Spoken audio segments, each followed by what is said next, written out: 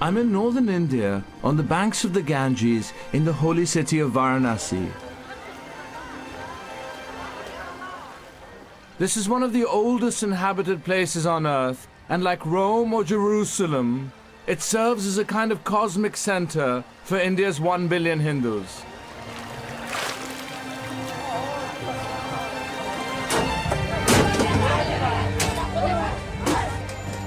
Behind this image of religious harmony, India faces a crisis. Minorities, including over 200 million Muslims, fear an underlying current of violence, mob brutality, and death at the hands of Hindu hardliners. And it mirrors the rise of the so-called Hindutva or Hindu nationalist politics and of India's ruling Bharatiya Janata Party, the BJP, along with its leader Narendra Modi. नए भारत के संस्कार है। Article 370 ने जम्मू कश्मीर और लद्दाख के लोगों को विकास से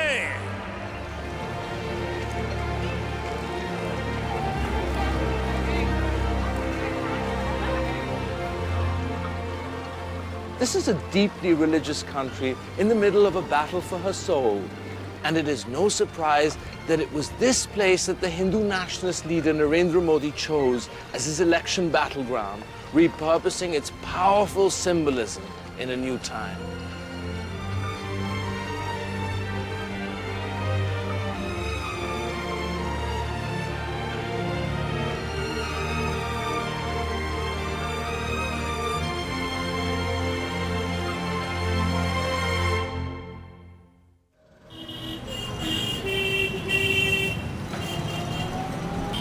My name is Aatish Taseer. I'm a writer and a columnist. I live in New York but was raised in New Delhi, the capital of India, by my Indian mother. My strange father was a politician from Pakistan. Despite this mixed heritage, I'm passionate about India, the country I love and will always consider to be home. But in a recent article I wrote criticizing Prime Minister Modi for his policies on Muslims and other minorities, political leaders attacked me as a foreigner, wrongly calling me a Muslim and a Pakistani. I'm neither, with no right to interfere in Indian affairs. With minorities under attack and criticism of the Prime Minister now seen as an affront to the nation itself, freedom of speech is becoming a dangerous thing. I've returned home to see for myself what life is like for India's minorities in this land of 1.25 billion people. मुस्लिम कर दिया जहाँ भी हिंदू मुसलमान मिलते हैं वहीं जय श्री राम बोलो जबरदस्ती जय श्री राम बुलवाते हैं मार देते हैं I'll meet with the unfortunate victims of violence on the streets. 5-6 बंदे थे तो उनके पास हथियार भी था तो उन्होंने पकड़ लिया उसको और उसको जान से मार दिया. I'll meet with the vigilantes who go out at night to hunt down cow smugglers. गाय को कोई चोट मारे बहुत पीड़ा होती है.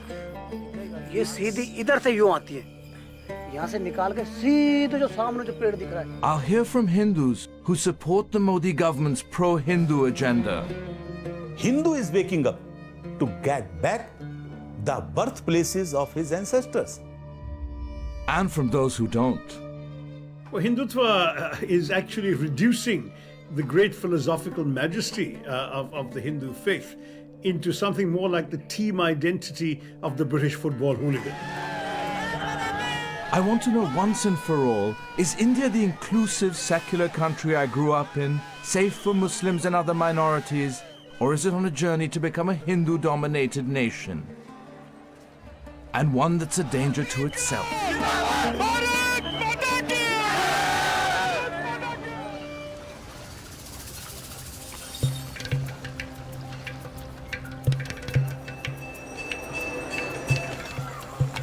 We're approaching one of the most historically contentious places in India.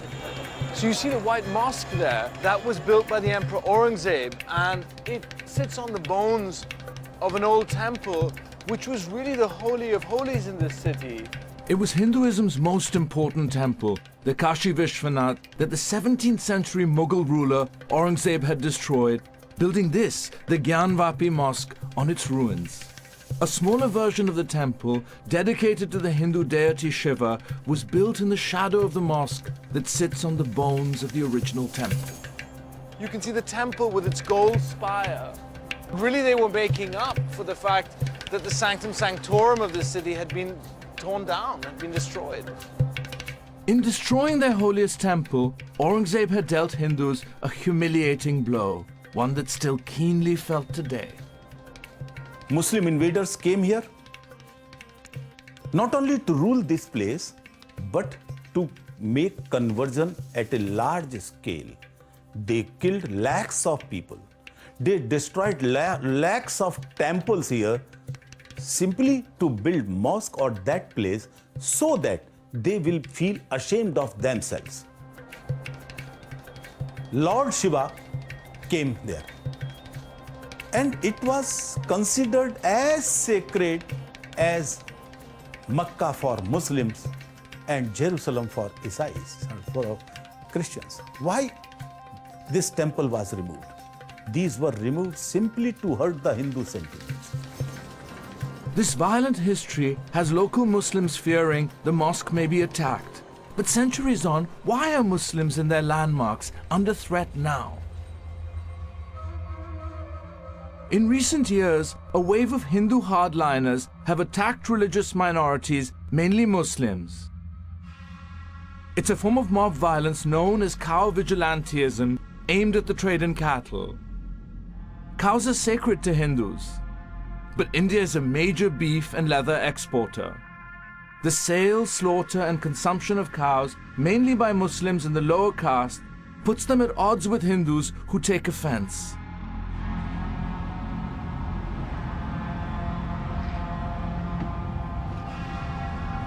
These cow vigilantes are patrolling the state border between Rajasthan and Haryana in northwest India. They're on the trail of cow smugglers. Four wheeler vehicle निशान, हाँ four wheeler vehicle के निशान है. इसके अंदर गाड़ी भर के और ये गाड़ी के निशान जा रहे हैं. एक गई गाड़ी पहाड़ के नीचे नीचे और ये सीधी गुजरपुर होते निकल गई. Different states have different laws on cow trading and slaughter, which traffickers take advantage of. This is a known smuggling point. In recent months, the vigilantes have intercepted several trucks here with cows on board. गाय को कोई चोट मारे बहुत पीड़ा होती है और जैसे कि सरकार ने भी कानून बनाया मुगल लिंचिंग का, इससे गौ रक्षकों को नपुंसक बना के रख दिया है.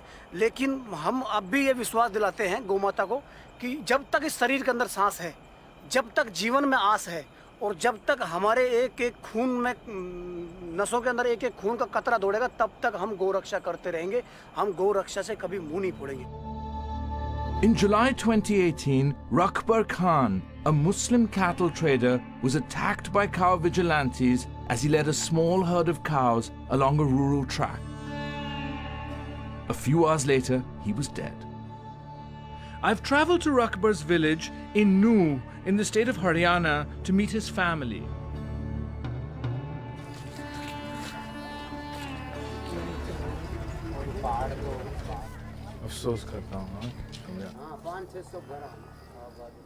सुलेमान जी से हम जानना चाहते हैं कि आपकी कहानी क्या है. गेल में घेर के मारकूट करी व मार दी. जी उनका कहना ये है कि वो जो रकबर था, तो जब वापसी गाय लेके आ रहा था घर की तरफ, तो लगभग वो रात का टाइम था, 12-1 बजे का. उस टाइम 5-6 बंदे थे, तो उनके पास हथियार भी था. तो उन्होंने पकड़ लिया उसको और उसको जान से मार दिया. उस लगभग वो 12 हड्डियाँ उसकी टूट चुकी थी, उसको इतना मारा था. और कौन थे ये लोग? ललावंडी गांव था. रकबर की मौत के बाद क्या क्या हुआ था? लगभग 3 तो अरेस्ट कर ले, 3 बाकी हैं, वो अभी यूं ही घूम रहे. और आपको कैसे पता है कि इन 6 लोगों ने की है? हमारे जुआ के साथ लड़का था, दूसरा अच्छा अच्छा, तो उन्होंने उसे साथ उसने उसको मारता भी देखा है, पांव तोड़ता भी देखा है. जैसी भी नौबत हुई वो लड़का सबको पता है. सबसे पहले गोली चलाई थी, वो हवाई फायरिंग किया था. तो उसके डर की वजह से रकबर एक खेत था, उसके अंदर वो खाली खेत था, उसके अंदर कोई फसल नहीं थी. तो वो उसके अंदर भाग पड़ा। जो असलम था वो पीछे था, वो उनको दिखाई नहीं दिया। जैसे उन्होंने फायरिंग की तो वहाँ एक कपास का खेत था, लगभग उसमें इतना बड़ा 4 फीट के लगभग कपास था उस टाइम। तो वो क्या हुआ, कपास के खेत में पड़ गया। तो वहाँ से वो उसको पीटने में लग गए रकबर को। तो उसने नाम सुने थे, वो आपस में कर रहे थे ना कि भाई नवल इसका पैर तोड़ दे, सुरेश इसके हाथ तोड़ दे। तो वो सुन रहा था वो सारी बातें वहाँ से। और मैंने ये भी सुना है कि गाय तक सीमित नहीं रहा है कि कोई बकरे के साथ भी घूम रहा है तो उन्हें तंग करते हैं। जी, बकरे के साथ भी हो रहा है। बकरे के साथ अगर घूम रहे हैं तो फिर भी हो रहा है, लेकिन वो फिर होता है तो फिर मुसलमान के नाम पे होता है। फिर गाय का मैटर खत्म हो गया, फिर वो हिंदू मुसलमान वाला मैटर बन जाता है। और ये इसका मकसद क्या है? यहाँ से मुसलमानों को ख़त्म किया जाए, एक हिंदू राष्ट्रवाद इसको बनाना चाहिए। ये सियासत चल रही है यहाँ, पूरे देश के अंदर ही चल रही है।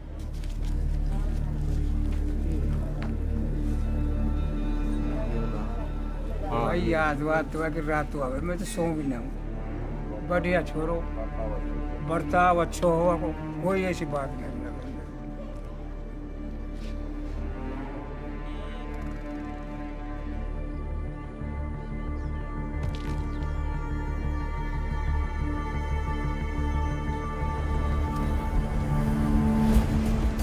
The vigilantes we met earlier talked us through what happened to Rakbar. They claim he was attempting to smuggle cows across the state border between Rajasthan and Haryana.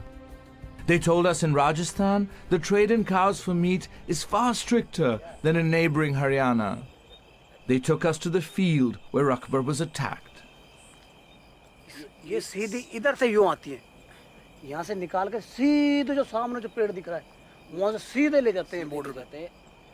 आगे क्या है कि आगे मुसलमानों के गांव हैं, वहाँ उनको संरक्षण मिलता है, सेफ्टी मिलती है। किसानों ने जैसे कि उनको देखा भाई हमारी फसल ये तोड़ रहे हैं, रोज गाय को यहाँ से ले जा रहे हैं, पशुओं को गायों को ले जा रहे हैं यहाँ से, तो उन्होंने उनको पकड़ा होगा। फिर उन्होंने हल्ला किया, हल्ला करने के बाद जाके पुलिस को यहाँ लेके आए। This picture of Rakbar was taken by a vigilante before the police took him away. He was in police custody for over 3 hours. When they delivered him to a community health center, he was dead. Rakbar यहाँ से जिंदा दिया था। अब ये तो हमें तो क्या मालूम कि कैसे मौत हुई। 1 बजे उनको दे दिया, 4 बजे तक, 3:30 4 बजे तक क्या करते रहे वो उसके साथ, कहाँ लेके गए उसको, क्या किया उसके साथ, अब हमें कोई मालूम नहीं इसके बारे में।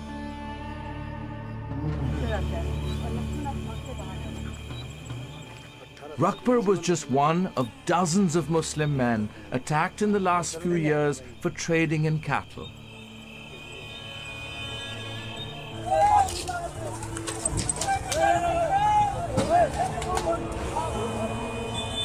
Pehlu Khan was a cattle trader who was lynched as he transported cows through the town of Behror in the state of Rajasthan in northwestern India.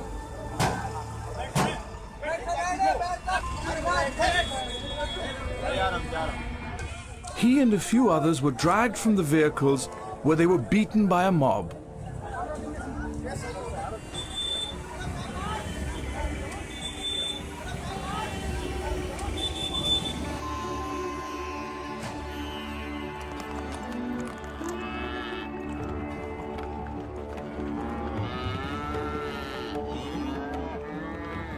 All of our gods live in cow. It is our faith. A cow is considered sacred by entire Hindu society. It is not a matter of eating habits. It is a matter of respecting the faith, respecting the law of land. I cannot ask for pig's meat in Muslim countries. Why they can ask for beef in India? Cow protection is right from the beginning a duty of Hindus of this country, and we have got lots of fights to save.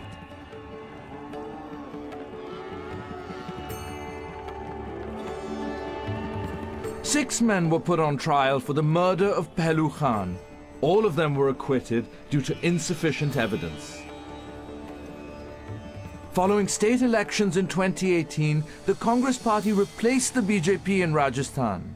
They passed an anti-lynching law and launched an appeal against the judgment.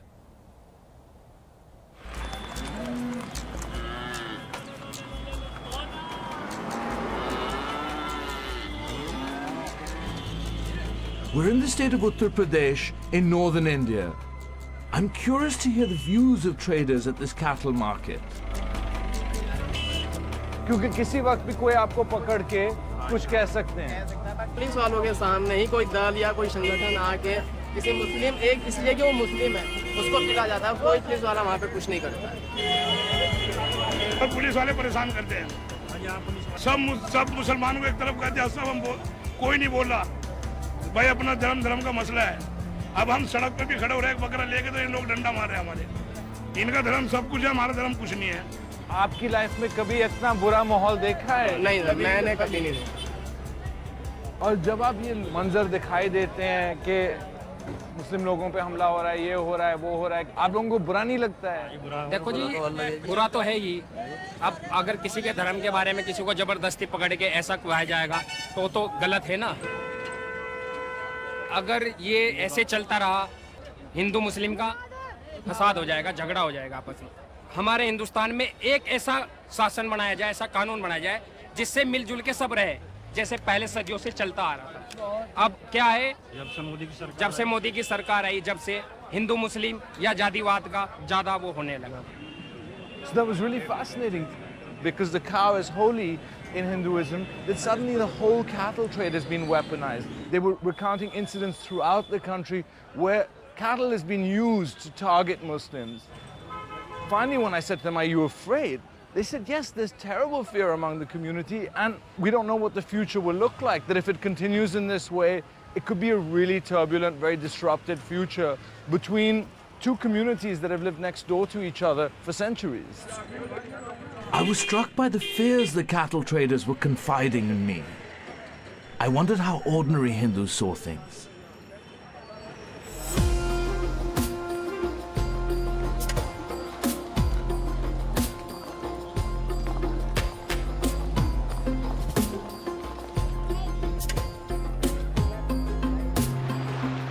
BJP आने के बाद, मोदी आने के बाद के लोगों के बीच में तनाव बढ़ गया। तो सर, ये अब अयोध्या में जाके देखिए कितना अच्छा हम लोग का बैठता है या कितना अच्छा हम लोग का तालमेल चल रहा है। अब देखिए, जब से मोदी आया तब से कोई दंगा हुआ यहाँ पे। आपकी नजरों में ये बीजेपी सरकार से मुसलमानों को कोई खतरा नहीं है? ऑल इंडियन एग्री है बीजेपी से कि मुस्लिम दोस्त होते हैं। बिल्कुल सर, आज बकरीद है, मेरा इन्विटेशन वहाँ पे बच्चों का, लेकिन मैं आज नहीं गया, मेरा मंदिर में मेरा वो है, इसलिए मैं नहीं गया वहाँ पे sir. It's a very different picture from what we've been hearing from Muslims, and it's very convincing. But there you have it.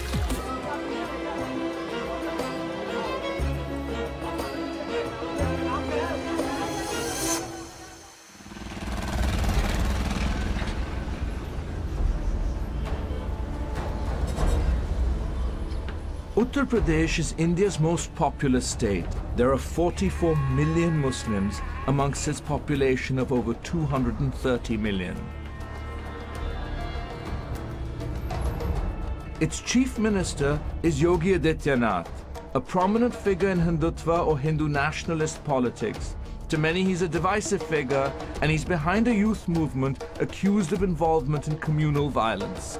He maintains that today's problems are the result of hundreds of years of conflict. In a 2015 speech, he reportedly said it was his intention to place statues of Hindu gods in every mosque. I wanted to talk to him about his views on Muslims and the beef and cattle trade.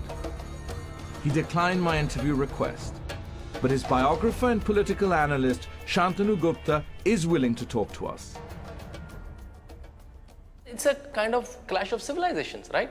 A civilization which came from outside, it broke your temples, it burnt your libraries, it destroyed your social education systems. Right. India is still coming terms to it.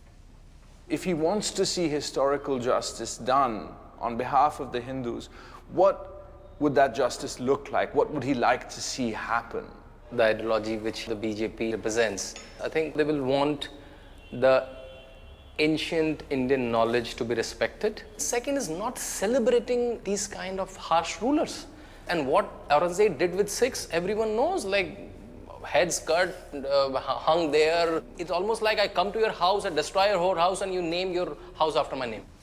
This kind of history occurred all over the world. But do you have a road called Hitler Road anywhere? I have never seen. I've traveled quite a lot.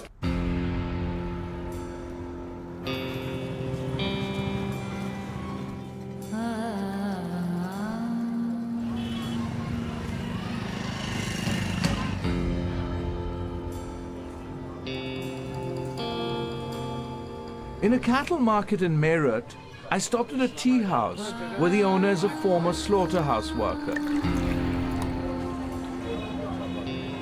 अगर आप गोश्त line में वापस जाना चाहें तो नामुमकिन है, मतलब कि अब सारा कुछ बंद रखा गया है। खुल जाएगा तो हम काम करना दोबारा चालू कर देंगे वही। तो मतलब कि आप ये चाय की दुकान एक मजबूरी की चीज है। जब कोई काम नहीं मिला तो हमने काम कर लिया।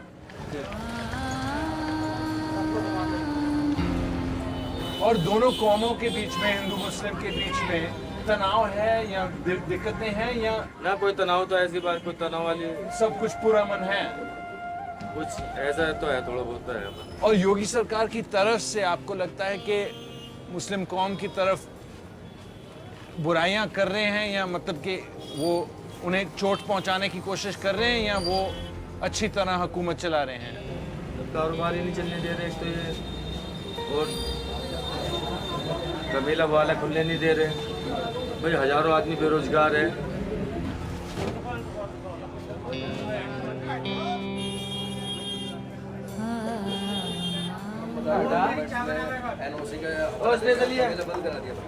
और आप उसमें काम कर रहे थे? बिजनेस था हमारा अपना मीट का था। और जब गौसीपुर कमेला शिफ्ट किया तो उसमें कुछ कारण बता के उन्होंने वो कमेला बंद कराया। तभी वो जो बना था वो चालू नहीं हुआ अपनी। तो आपकी नज़रों में इन्होंने ये क्यों किया? ये तो हिंदू मुस्लिम होने के नाते भेदभाव है हमारे साथ। तो वो सच्चाई की बात तो ये है। अभी कुछ दिन पहले कांवड़ यात्रा निकली, मुसलमानों के बीच से निकलती है, फुल सहयोग किया सब लोगों ने। लेकिन अब ईद त्योहार का टाइम है, ईद का टाइम है, जो कुर्बानी के लिए पशु ला रहे हैं वो पकड़ पकड़ के बंद कर रहे हैं। ऊँट बंद है, मेरे बंद है, ये कुर्बानी के लिए आए हुए हैं। क्या किया था? हमने डीएम से परमिशन ली थी ऊँटों के लिए। परमिशन मिली, सभी विभागों में हमारी एप्लीकेशन गई थी। पहली तारीख में हमने ऊँट मंगाई बिक्री के लिए यहाँ पे कुर्बानी के लिए, और पहली तारीख की शाम को कप्तान साहब ने आदेश कर दिया कि ऊँट की कुर्बानी नहीं की जाएगी। हाउस बंद कर दिया। हाँ, और फिर नई जमीन अखिलेश ने वहाँ दी।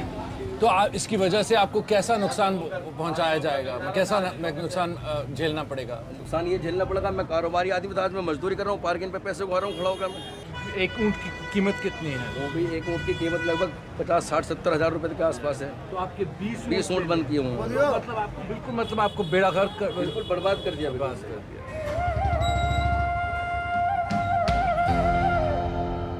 In a country like India, it's often hard to know for sure if this is the whole story. But it's clear that people feel that they are being persecuted. Muhammad Ishtiyaq Ansari is one of many casualties of the Yogi government, a man of business reduced to penury overnight. Thousands like him have been affected in the state of Uttar Pradesh. And even before this festival of Eid, there is a sense of fear and trepidation.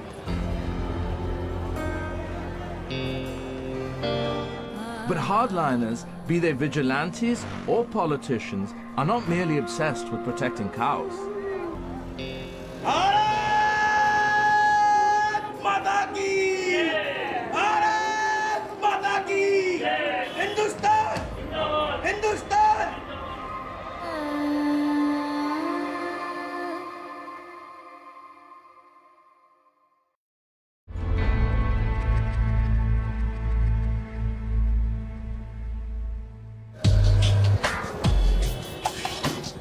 I'm Aatish Taseer. I'm in India on a journey of discovery. I want to know once and for all, is India the inclusive, secular country I grew up in, safe for Muslims and other minorities, or is it on a path to become a Hindu-dominated nation?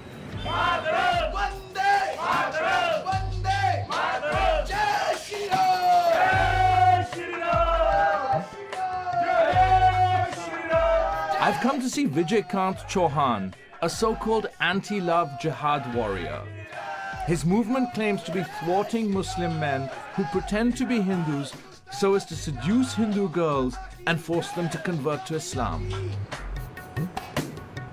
सवाल पूछना चाहता हूँ, आपकी नजरों में अगर कोई आदमी आए और साफ कहे मैं मुसलमान हूँ लेकिन मैं एक हिंदू औरत से प्यार करता हूँ और वो आपके सामने कहे मैं भी इससे प्यार करता हूँ, तो आप उस प्यार को कबूल कर सकते नहीं? जब शुरुआत की आपने, शुरुआत के वक्त आपने बताया कि मैं मुसलमान हूँ, हाँ मेरा ये बिजनेस है, मेरा ये व्यापार है, उसके बाद लड़की उसको सम्मान देती है, प्रेम करती है, उसमें हमें कोई बात ही नहीं है, क्योंकि वो सारी सच्चाई बता के सारी सच्चाई जानने के बाद उससे प्रेम कर रही है। लेकिन 100 में से 100% केसों में वो जब मिलते हैं अपना नाम झूठ बोलते हैं, अपना नाम सोनू मोनू या हिंदू बताते हैं। आप अगर प्रेम करते हैं किसी हिंदुस्तानी से, अपना नाम छुपाने की क्या जरूरत है आपको? आपको ये माथे पे टिक्का लगाने की जरूरत है? तो आपको ये कलावा पहनने की जरूरत है? हिंदू लॉकेट पहनने की जरूरत है? आप अगर सच्चा प्रेम करते हैं, आप झूठ बोल के प्रेम करेंगे? तो आपको कैसे पता लग गया कि उन्होंने असली किया ने धोखा दिया? आपको कैसे इसका यकीन हो सकता है? 100 में से 80% लड़कियां धोखे के शिकार हमें खुद फोन करती हैं। अब लड़कियां फोन करती हैं कि हमें जानकारी नहीं दी, इन्होंने इसी तरह मेरे घर में आए, मेरे पापा से मिले, मेरे भाई से मिले, मेरे भाई के दोस्त बन गए, हमारे घर में कुछ व्यापार को हल्का था उसमें सहयोग किया, काम करने लगे और धीरे में बातें करते करते हमारी थी दोस्ती होगी, फ्रेंडशिप होगी। मैं एक बार नार दी मेरी, इन्होंने वीडियो बना ली, वीडियो बना के मुझे वहाँ बुलाया, मौके पे ब्लैकमेल किया मुझे। अब ये मुझे कहते हैं मुस्लिम बनो, मेरे साथ वहाँ चलो, बाहर चलो। ऐसी सैकड़ों लड़कियाँ हमें खुद मेरे हेल्पलाइन नंबर सबको बड़े परिचय में यहाँ पे। If you buy a disguised name in most of the cases, like a name like a Bunty or a Lovely, which does not tell you are a Hindu or a Muslim, you go and vow a Hindu girl and then you marry her and you convert her in the process. In the process, you'll get a high seat in your local mosque. You converted a kafir into the right stream of God, which is Islam. But that is love jihad.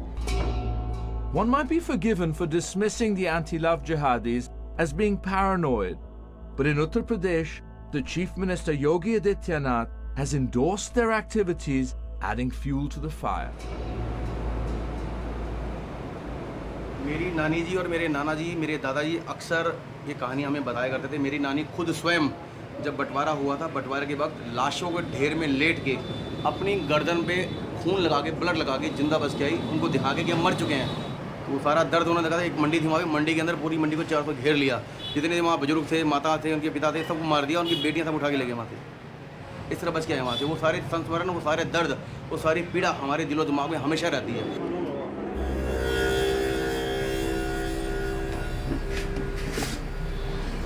जय श्री राम।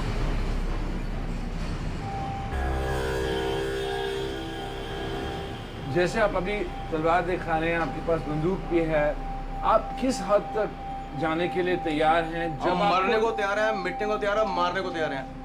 आपकी नजरों में आपको कानून अपने हाथों में लेना चाहिए? मैं कानून हाथ में नहीं लेना चाहता, लेकिन हमें मजबूर किया जाता है, मजबूर करा जाएगा तो हम कानून हाथ में लेने को तैयार हैं।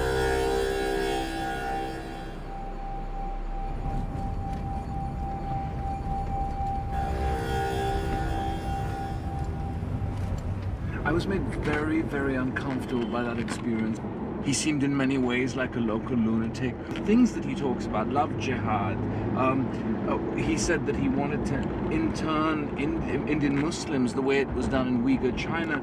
These things have had a broad currency in these last 4 or 5 years under the Modi government, and especially under the chief ministership of Yogi Adityanath. So there's this kind of a real apprehension in me about whether I'm reporting a kind of opinion that has true validity on the ground, or whether I'm giving the microphone to a complete lunatic. What isn't in dispute is the anger felt by him. But why do so many like him hold such extreme views? Among frequently cited reasons are the historical actions of some of India's Muslim rulers, the Mughals. Prominent among them are the Emperor Babur, who founded the Mughal Empire, along with the 17th century ruler Aurangzeb. Aurangzeb ruthlessly put Sikh and other minority leaders to the sword. He was piously orthodox, imposing Islamic law throughout his kingdom, destroying cherished Hindu temples and shrines, and building mosques in their place, including at Varanasi, the Holy of Holies, the Kashi Vishwanath temple. Some dispute his legacy, but Aurangzeb remains a hated figure for Hindutva ideologues to seize on. It's easy to struggle with this complexity of layer upon layer of history. To help me navigate this, I've traveled to India's capital, New Delhi, to the Sri Lakshmi Narayan Mandir, which was built in the 1930s. I'm here to discuss this complex history with psychotherapist Rajat Mitra. His recent book, The Infidel Next Door, argues that unless it is resolved, hurt from the past can be carried through to succeeding generations. We've had in the early 90s the destruction of Babur's mosque at the place where Ram was born, Yes. and we have a movement for the rebuilding of the temple. So what is your feeling about what should happen in these sites? I think these are what we would call sacred spaces. I think one of the deepest griefs that the present Hindu society has is about the desecration and destruction of their temples. Right. There are memories attached to that. There is a big displacement, a structural displacement taking place in our society. So historical memories are becoming very much alive in India right now. Right. Those memories have not gone in 500 years. They still remain as strong as they were 500 years ago. Hindus, to me, are not aggressive people. For what has happened is that there has been centuries of denial of their anger, what they have gone through. And I feel that in the present, if their anger is understood, it will lead to a lot of healing. Are you not afraid that bringing up memory, especially when people are using memory in quite strategic political ways? Memory exists already. It exists as a collective in the society. It is not that I'm bringing it up. The issue is to understand each other. The issue is to sit down, talk, and share that, yes, this is what happened with us, and acknowledge that. Like to quote, for instance, V.S. Naipaul in this, the past must be acknowledged, but the past also must be seen as dead, that if one stays mired in the past, you can't really move forward. Sure. I can't see the past as dead. I would see the past as very much alive. It exists in the form of memories inside us, both individual and collective. Hatred is nothing but anger stored inside. It is important to understand that anger, and if that anger is acknowledged, it dissolves.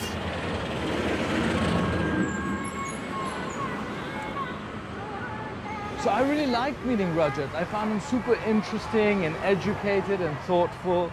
And I find this idea of transgenerational historical justice and memory fascinating. I guess my concern is how people can be held responsible for the crimes of the past, and if they even should be.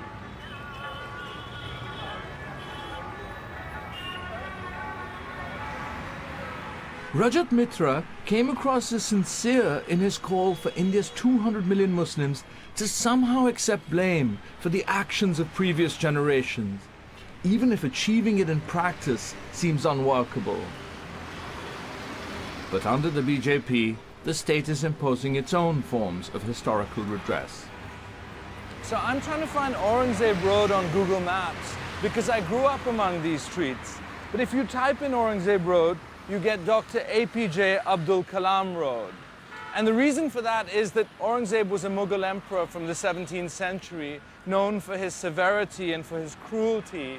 And the BJP has taken it upon itself to be an arbiter of who is a good Muslim and who is a bad Muslim. And they've decided that Aurangzeb is a very bad Muslim, and Dr. APJ Abdul Kalam, who was the father of India's nuclear program, is a very good Muslim.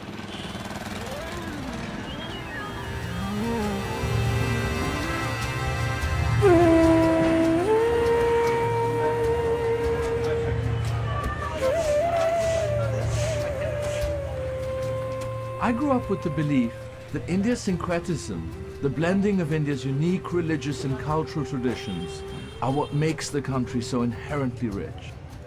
An example of this legacy is the Urdu language, a form of Hindi infused through the centuries with Persian and Arabic influence. I'm in Delhi's old city to visit a friend. He's an Urdu poet, and he has a story to tell about how the language, along with the culture, is under threat. Assalamu alaikum, Zafar Saab.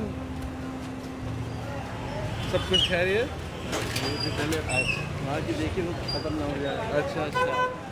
Zafar Muradabadi is a poet and translator, and he used to teach me Urdu. We're going to go and sample a typical old Delhi breakfast. You see that pot over there? It's kind of built into the ground, and so it's cooked overnight in nihari. And so we sprinkle a little bit of lemon on, but they're like green chilies and ginger, and it's very, very hot. ये नहरी मालूम है कि क्यों शुरू की गई? क्यों शुरू की गई थी? यहाँ पर वॉल सिटी का पानी जो है वो नज़ला पैदा करता है। वो नज़ले को दूर करने के लिए दो चीज़ें शुरू की गई। मुसलमानों के लिए तो नहरी बनाई गई, ये गर्म होती है। हिंदुओं के लिए पान, बनारसी और वैसा। जफर साहब, आप कब आए थे पुराने शहर में? आप किस साल में आए थे? 67 में आए थे। तो उस वक्त आपकी उम्र क्या कुछ 17 साल की थी? 16 या 17 साल।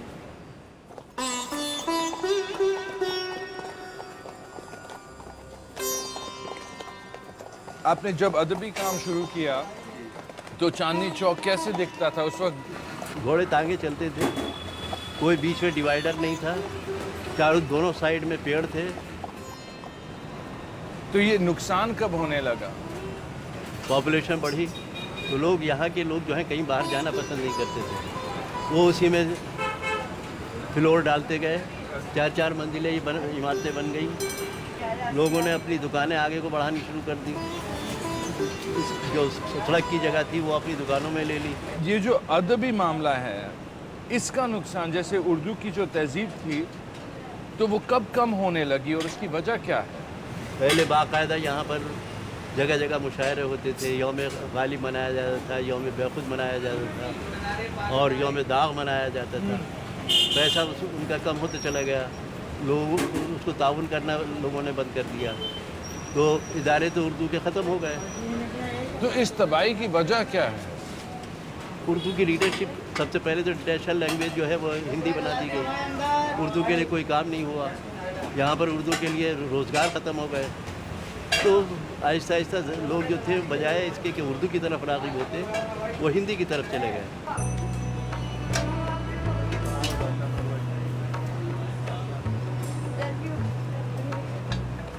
What caused the decline was that after partition, Urdu became sort of the language of Pakistan, and Hindi became the language here, and people started to draw away from Urdu. Be it language, population, or even food, change has been in the air in India from the start of the 20th century. In 1906, the All India Muslim League was established. Its eventual aim was to press for political independence for Muslims. And among Hindus, there was a growing self-questioning following centuries of Mughal and British rule. By the 1920s, a Hindu cultural organization, the Rashtriya Swayamsevak Sangh, or the RSS, emerged. Its aim was to promote Hindu culture and identity. Dr. Hedgewar, who started RSS, he thought, what is the cause of our slavery for the last 400 years and so?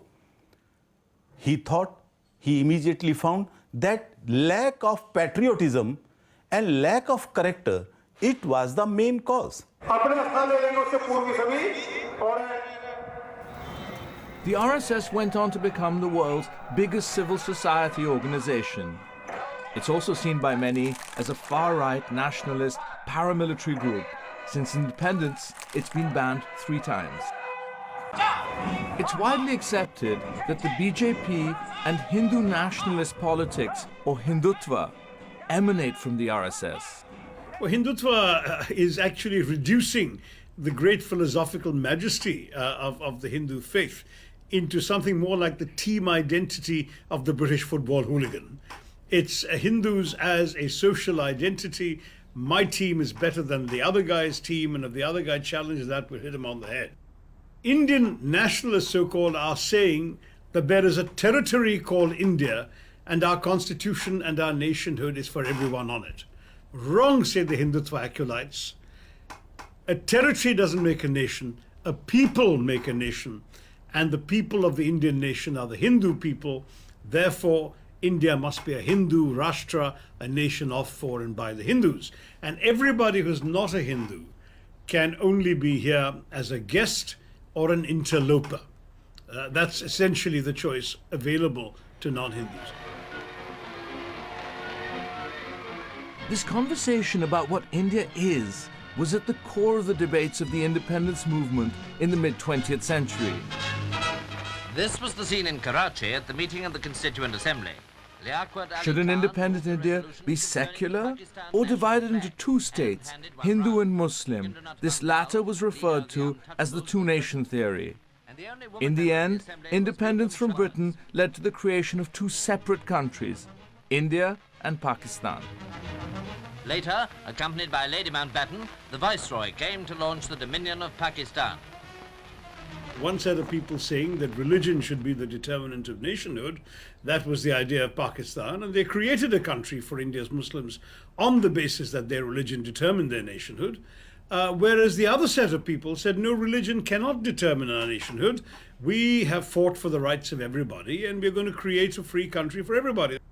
Right from the very start, that foundational difference defined the difference between the idea of India and the idea of Pakistan. And the idea of India I'm describing has been followed by every other political party in the last 70 years, bar the BJP and its ally, the Shiv Sena.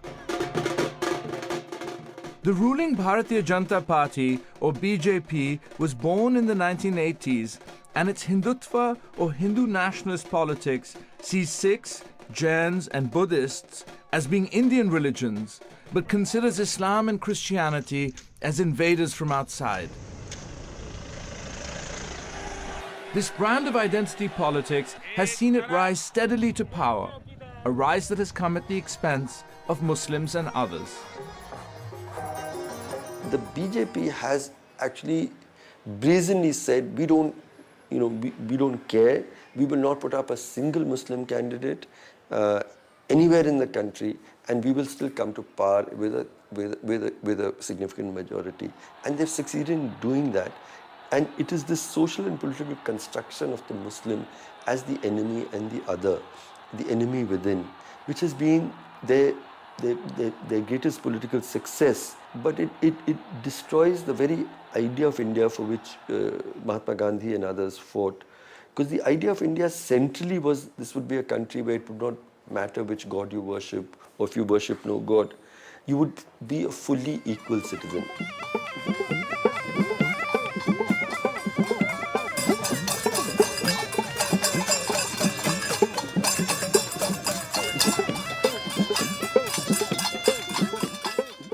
Lucknow, the capital city of the state of Uttar Pradesh. I'm here at a BJP rally. It's about one of the party's favorite subjects, the disputed territory of Jammu and Kashmir.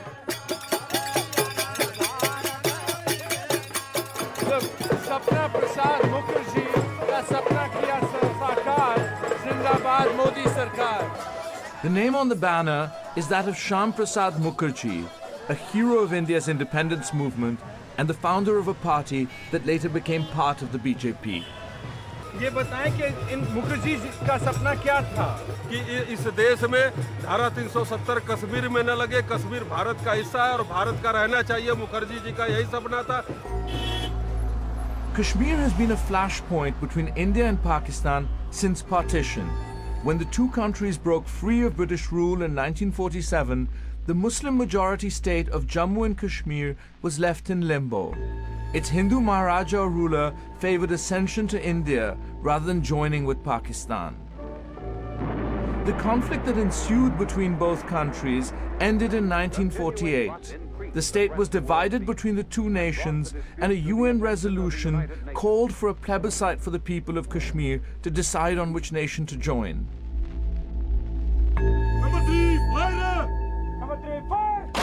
The plebiscite never took place, and both countries still lay claim to the whole of Jammu and Kashmir, fighting wars and regular skirmishes to this day. Kashmir formally acceded to India and was given special status and autonomy in an act known as Article 370, something which the BJP has a long-standing desire to remove.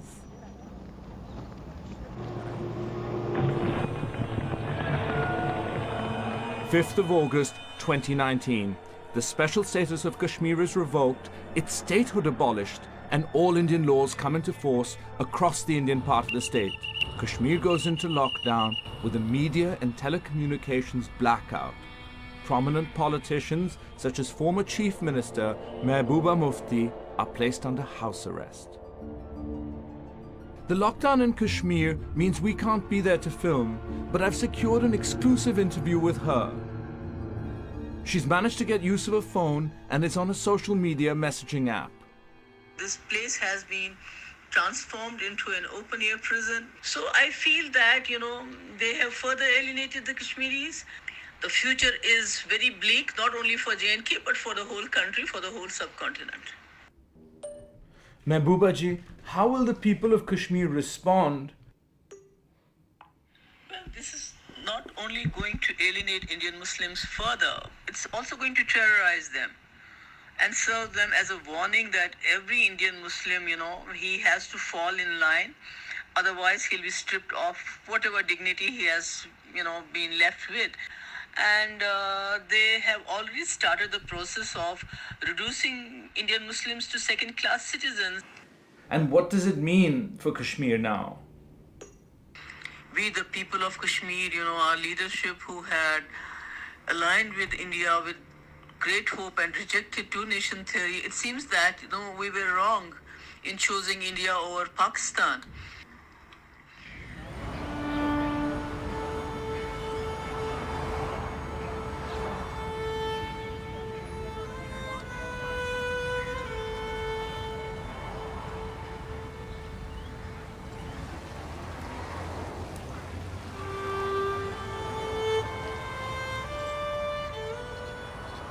Kashmir is India's only Muslim majority state. It joined the Indian Union in 1947 by an instrument of accession which gave it a special status. Today, in the building behind us, the Parliament of India, that special status is being undone. Narendra Modi, Zindabad. Amit Shah, Zindabad. Amit Shah, Zindabad. Amit Shah, Zindabad. Narendra Modi, Zindabad. Narendra Modi, Zindabad. Narendra Modi, Zindabad. मैं Republican party of India, मैं देश के प्रधानमंत्री और गृह मंत्री को बधाई देना चाहता हूं, जिन्होंने धारा 370 हटा करके बहुत अच्छा कार्य किया है। ये उन्हें 2014 में ही कर देना चाहिए था, लेकिन उन्होंने किया है। हम उसका स्वागत करते हैं, जिससे रोजगार वहाँ पे बनेगा, फैक्ट्रियाँ खुलेंगी, लोगों को रोजगार मिलेगा, कारोबार मिलेगा। इसलिए हम नरेंद्र मोदी जी का और श्री अमित शाह जी का धन्यवाद करते हैं। We have here a largely pliant media that will support that news, because as far as Prime Minister Narendra Modi goes, he has thrown red meat to his base, which will help him electorally. But as far as Kashmir goes, its special status is abolished, and today India moves one step closer to becoming a purely Hindu nation.